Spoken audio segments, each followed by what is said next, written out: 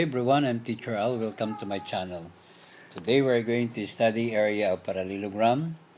For example, number 1, given the base equals to 14 centimeter and the height is equals to 8 centimeter, and we're going to find what is the area. Solution, we will use the formula.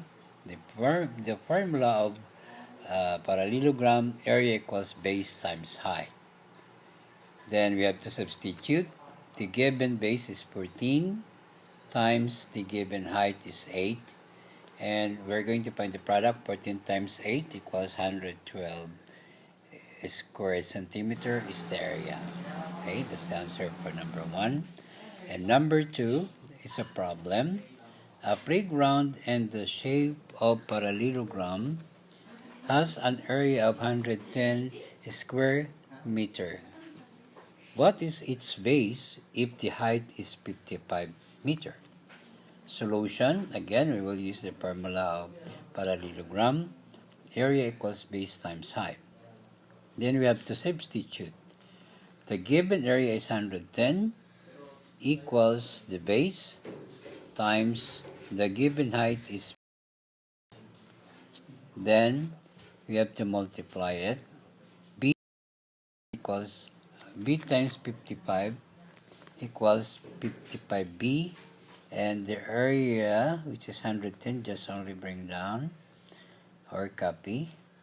And then since we're computing for the value of B, we have to eliminate the 55 by dividing both sides by 55.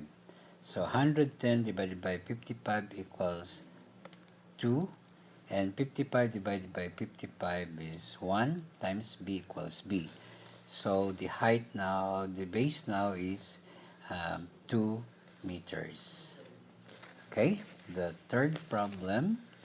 The base of a parallelogram is 50 meters and the height is 25 meters. What is the area of a parallelogram? So our solution, we have used the formula again of parallelogram. Area equals base times height, and we have to substitute. From the problem, the given base is 50 meters and for the height is 25 meters.